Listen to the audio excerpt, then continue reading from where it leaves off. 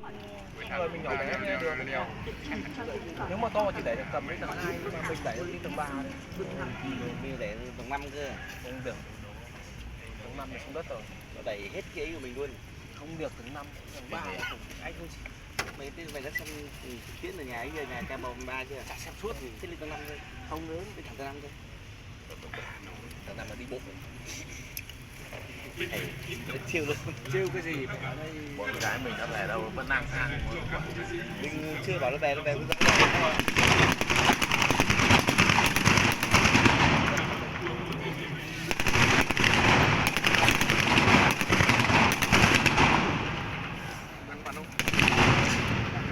Bọn đã nhau bên này.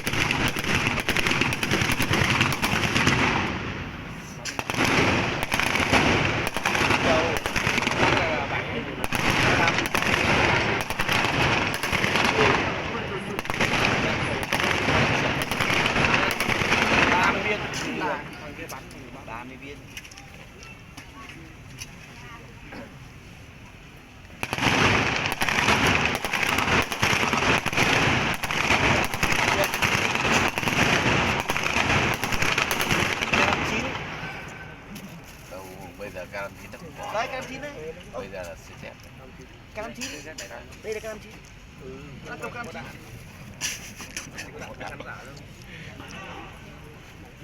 K59 nó mới cơ động.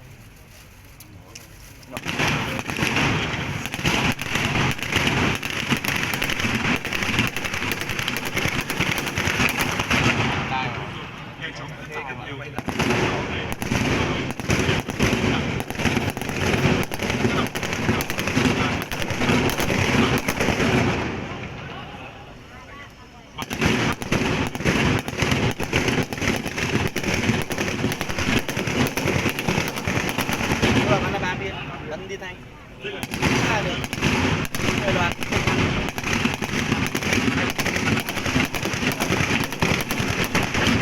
Thanh 3 viên một. Nó đèn à? Cắt tút được không? Có nhiều đàn thế cả chúng. Đi làm ở nguyên.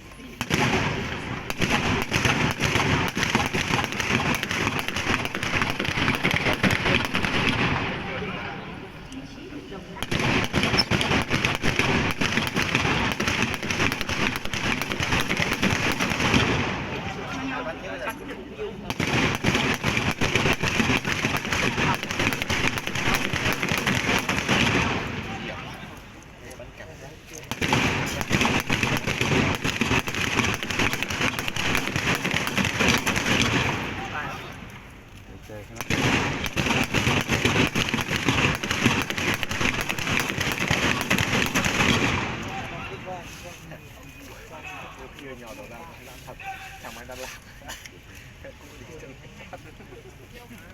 Không đâu ra. xả vào luôn cày đất. Các đồng chí đang quan sát các tổ quân lợi dụng địa hình địa vật bí mật tiếp cận mục tiêu, sau đó sử dụng kỹ thuật gói bom lật đổ công phá. Cái không để cái giá xuống xuống lên nó nè Chân lạnh ba rồi. nhỏ nhỏ Mục tiêu số 1 tượng trưng cho vị trí canh gác của các đối tượng được xây dựng kiên cố, có tầm thấp, có thể sử dụng để quan sát và bắn về xung quanh. Mục tiêu số 2 công cộng đừng có cho ta Vừa đây hơi dữ. mục tiêu số 3 tượng trưng cho vị trí của khu vực này. không phải này to đấy, không phải to.